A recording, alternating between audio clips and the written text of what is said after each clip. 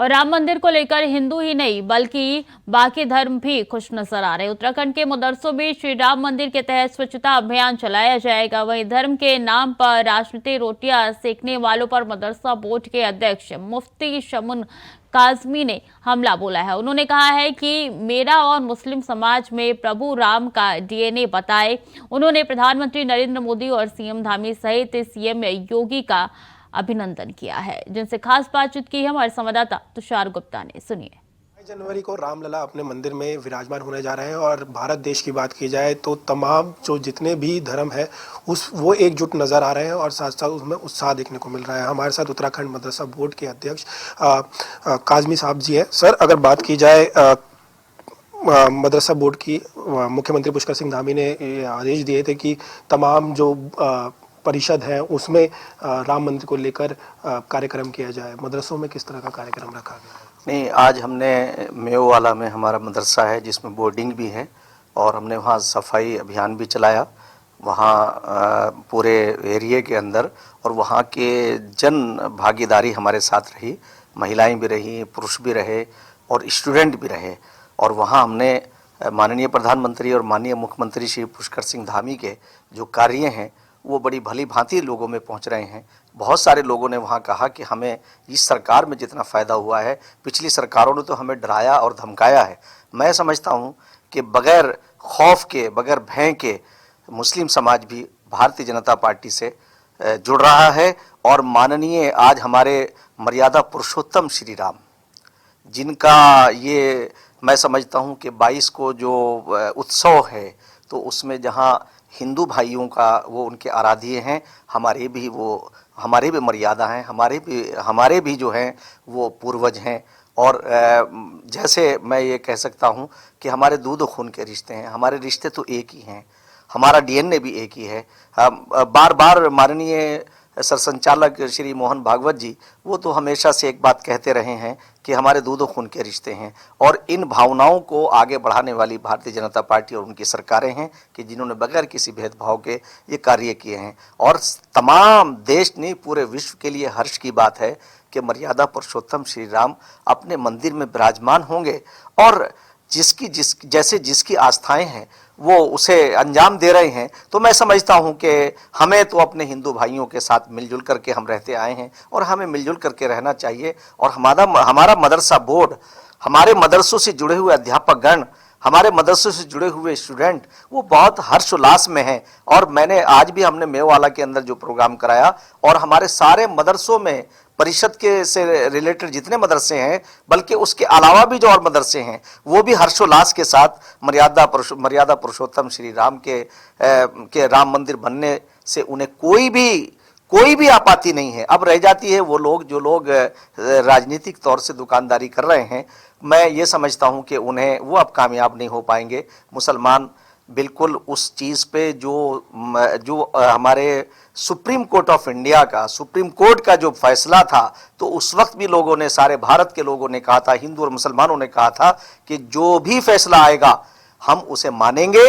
तो आज जब फैसला आया है और सुप्रीम कोर्ट ने फैसला मंदिर के हक में किया है, तो मैं समझता हूं कि भारत का कोई भी मुसलमान ना नाराज है और ना खौफजदा है, ना भयभीत है। हाँ, ओवैसी जैसे लोग या उन जैसे जो उनसे रिलेटेड लोग हैं जिनके नफे व नुकसान है, या कांग्रेस पार्टी है या समाजवादी है कि जिन्होंने जो है पूरे कार्यकाल के अंदर मुसलमानों को डराया और धमकाया और उन्हें भारतीय जनता पार्टी से और आरएसएस से डरा करके वोट बैंक बनाए रखा, आज मुसलमान बड़ी तेजी के साथ आगे बढ़ रहा है। मैं समझता हूं कि आने वाले दिनों में उत्तराखंड ऐसी एक मिसाल बनेगा कि हमारे मदरसों में रहने वाले, पढ़ने वाले हमारे बच्चे आईएएस भी बनेंगे, आईपीएस भी बनेंगे, इंजीनियर भी बनेंगे, डॉक्टर भी बनेंगे।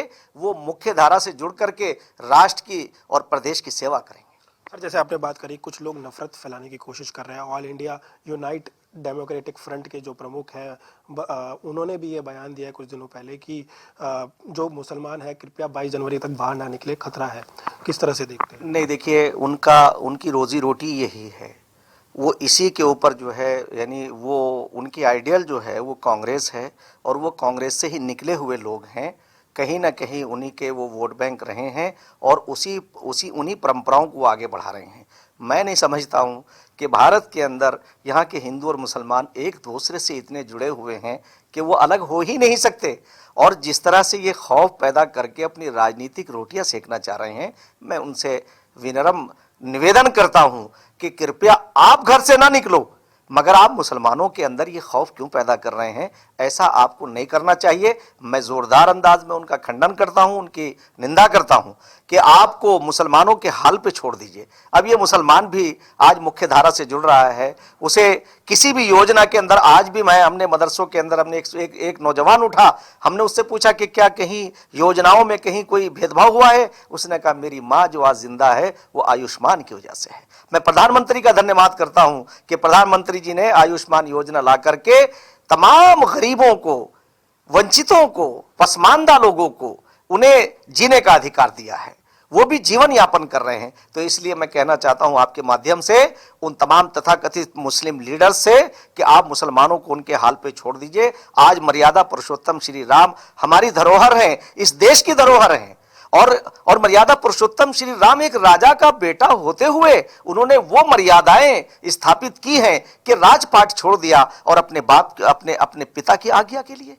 तो ऐसा राम, ऐसे हमारे राम अगर वो ये आदर्श स्थापित करते हैं तो मुसलमानों को और खास तौर से इन स्टेटमेंट देने वालों को उनका अनुसरण करना चाहिए। मैं उवैसी और बदरुद्दीन जैसे लोगों से अपील करना चाहता हूं कि खुदा के वास्ते अब इन हिंदू और मुसलमानों में मत बांटिए। मर्यादा पुरुषोत्तम श्री राम हमारे भी हैं, जैसे हिंदुओं के आराध्य हैं ऐसे हमारे भी आदरणीय हैं। कांग्रेस की बात की जाए तो उन्होंने कई विपक्षी पार्टियों ने जो न्योता दिया गया था रामलीला को लेकर, उन्होंने वो ठुकरा दिया है। तो क्या आने वाले लोकसभा चुनाव में उनको थोड़ी बहुत परेशानी उठानी पड़ सकती है विपक्षी दलों को? नहीं, मैं ये कहना चाहता हूं, मैं आज हमने जितनी भी बातें कही हैं, हम जन सरोकारों से जुड़े हुए लोग हैं, सेवक लोग हैं। पूरी सरकार माननीय प्रधानमंत्री श्री नरेंद्र मोदी जी की बैकग्राउंड एक आम आदमी की है, नीचे से निकल करके आए हैं, ईश्वरीय वरदान उन्हें हासिल है और वो श्री राम उनमें हैं और वो श्री राम की लाइफ को जीते हैं। तो मैं कांग्रेस पार्टी का ये दुर्भाग्य है कि ऐसे मर्यादा पुरुषोत्तम श्री राम के निमंत्रण को, उनके ट्रस्ट से आए हुए निमंत्रण को ठुकरा देना, मैं इसे बहुत बड़ी बदनसीबी और दुर्भाग्यपूर्ण समझता हूं। और मैं ये कहना चाहता हूं कि 50 साल तक नहीं, ये 60 साल तक भी अब ये सत्ता में वापसी नहीं करेंगे। अब देश के अंदर वही राज करेगा, वही जो सेवक होगा। और आज आदरणीय प्रधानमंत्री श्री नरेंद्र मोदी जी 140 करोड़ का सेवक अपने आप को कहते हैं, इसलिए मैं, और वो जी के दिखा रहे हैं, उन्होंने पूरे विश्व को ये मैसेज दिया है। तो ये कांग्रेस की बदनसीबी है कि कांग्रेस पार्टी ने ये इस मौके के ऊपर इस निमंत्रण को ठुकरा करके अपने ताबूत के अंदर आखिरी कील ठोकी है। और इनके ताबूत में कील ठुकनी ही चाहिए, इसलिए कि इन्होंने इस देश को कई सौ साल पीछे कर दिया। ये तो भला हो नरेंद्र मोदी जी का कि उन्होंने आकर के इस देश को विकास की प्रगति पर ला के खड़ा कर दिया। आप देख लीजिए, उठा करके यहां से 3 घंटे में आप दिल्ली पहुंच जाते हैं, कहीं भी चले जाइए आप। आज हमारे उत्तराखंड राज्य को देखिए और कितनी संवेदनशील सरकार है हमारी कि 41 मजदूरों की तो ऐसी मिसाल कायम की आदरणीय हमारे मुख्यमंत्री श्री पुष्कर सिंह धामी जी ने कि जो पूरी दुनिया उनकी प्रशंसा कर रही है। हमने 41 मजदूर नहीं, 41 परिवारों को बचाया। ये इस उत्तराखंड राज्य की इस सरकार का मेरा आखिरी प्रश्न ये रहेगा। राम राज्य की भाजपा बात करती है कि राम राज्य आएगा, राम राज्य ऐसा है कि जिसमें रोग मुक्त होगा, जो विकास की धारा है वो चौमुखी बहेगी। क्या भाजपा इसे पूरा कर रही है? आपको लगता है कि आने वाले समय में यह पूरा करेगी? 100%। मैं आपसे ये बता दूं कि राम राज्य क्या है, जिसमें कोई दुखी ना हो, जिसमें कोई बीमार ना हो, जिसमें किसी को वो अभाव की जिंदगी ना हो। ये आदरणीय हमारे मर्यादा पुरुषोत्तम श्री राम, उनका ये जीवन रहा है। और मैं समझता हूं कि भारतीय जनता पार्टी को, मेरा अपना अनुभव ये है कि देश ऊपर है, देश ऊपर है, अपने आप नीचे हैं, करप्शन नीचे है, देश ऊपर है।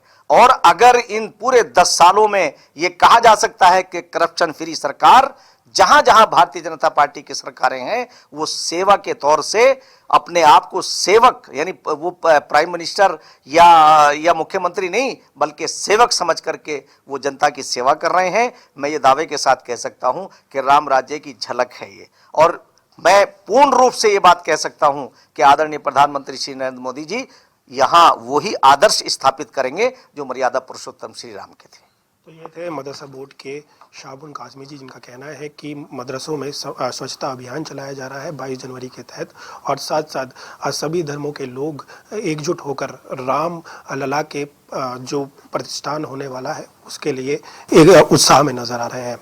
कैमरा जर्नलिस्ट निशांत चौहान के साथ मैं तुषार गुप्ता, इंडिया वॉइस, देहरादून।